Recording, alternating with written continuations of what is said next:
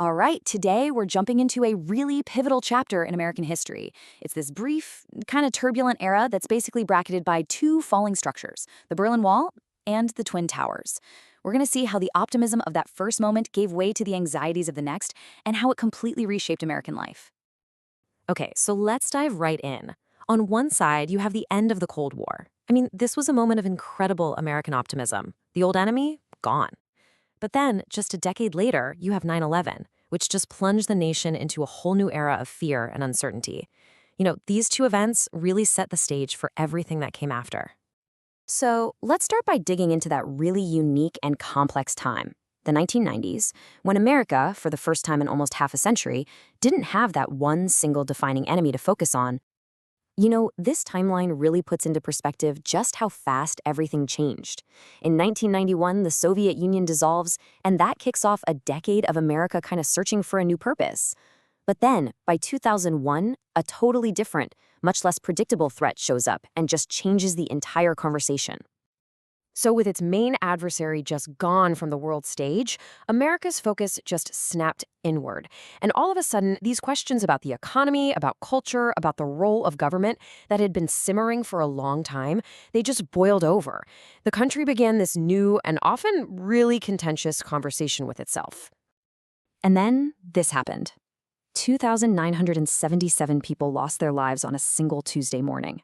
This number, it's not just a statistic, right? It represents the exact moment that inward-looking conversation was completely shattered and replaced by a single stark focus: national security.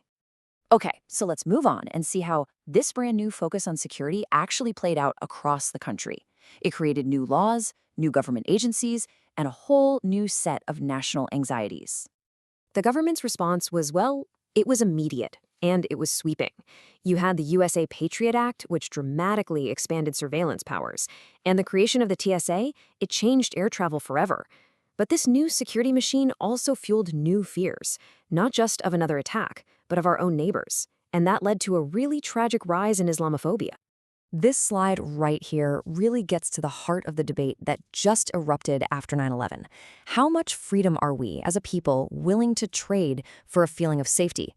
This tension, this pull between national security and our civil liberties, would go on to define the next 2 decades.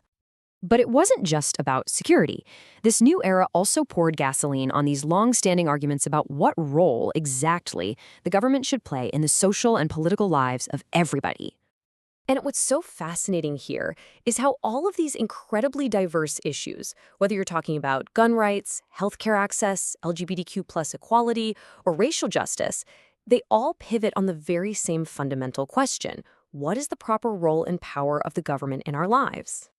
And at the heart of all of it is this fundamental tension, and we pulled this quote directly from our source material. It's the classic American question, where should power be? Should it be with the individual states or with the federal government?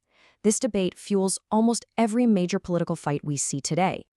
All right, finally, we can't talk about this period without looking at the economy, because it was also going through massive, often turbulent changes, moving from what people called the peace dividend of the 90s to a full-blown global crisis. This chart does a great job of breaking down the major economic forces that were at play. On the one hand, you've got globalization, which is creating all these new opportunities, but also shipping jobs overseas. On the other, the end of the Cold War meant defense spending cuts, and it all kind of culminates in the two events that defined the late 2000s. The housing market collapse, and the super controversial government bailouts that came after. The anatomy of this crisis was really like a domino effect. It started with a housing boom that was built on super risky subprime loans. When that bubble finally inevitably burst, it triggered this huge wave of foreclosures. The crisis then spread like a virus through the financial system, threatening a global collapse, until the government had to step in with these massive, unprecedented bailouts. So, the ultimate takeaway here is this. We were left with a deeply, deeply changed economy. And while it was more connected to the world than it had ever been, that very same interconnectedness also became its greatest vulnerability. It became a system where a shock anywhere could quickly become a crisis everywhere. And all of that leaves us with a final thought to chew on. The debates over security versus liberty, the role of government, economic fairness, they didn't just end in the 2000s. They simply set the stage. The real question is, how are those very same challenges continuing to define the world we're living in right now?